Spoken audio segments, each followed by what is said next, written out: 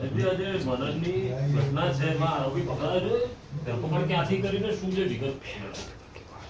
તારીખ 7/2 રોજ મોહમ્મદ નિઝામ પઠાણ કે જેની હત્યા કાસમાલા કબ્રસ્તાન પાસે કરવામાં આવેલી હતી તે બાબતે આગળની તપાસ કરતા પીઆઈશ્રી દ્વારા જે તપાસ કરી છે તેમાં આરોપી તરીકે ગુલઝાર પઠાણ કે જે રિક્ષા ચલાવે છે તેને ડીસીબી દ્વારા અમદાવાદથી પકડવામાં આવેલ છે અને ગઈકાલે અટક કરી અને આજ નામદાર કોર્ટમાં રજૂ કરતા તેના 4 દિવસના રિમાન્ડ લેવામાં આવેલ છે. ગુલઝારે કેમ આવું કર્યું એની પાછળનું રીઝન શું?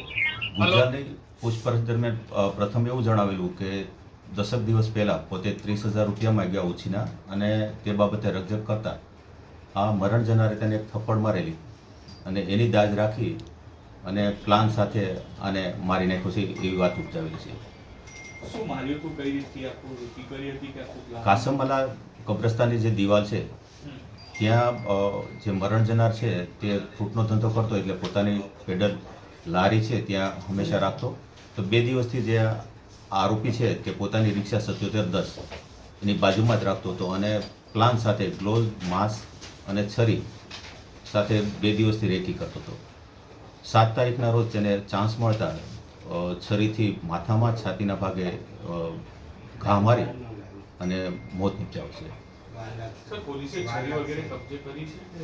પોલીસે તપાસ દરમિયાન તેના ગ્લોવ્સ, છરી, કપડાં, મોબાઈલ આ બધી વસ્તુઓ કબજે કરે છે. આરોપી મૂળ જે મરણ જનાર છે કે મારનાર છે તમામ યુપીના છે અને પોતે રિક્ષા ચલાવે છે.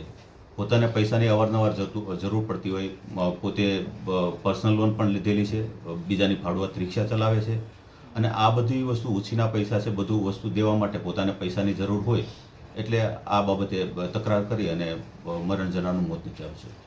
આ હકીકત લાગે છે કારણ કે કોઈ ઉધાર પૈસા ના આપીને મર્ડર કરી દેવું.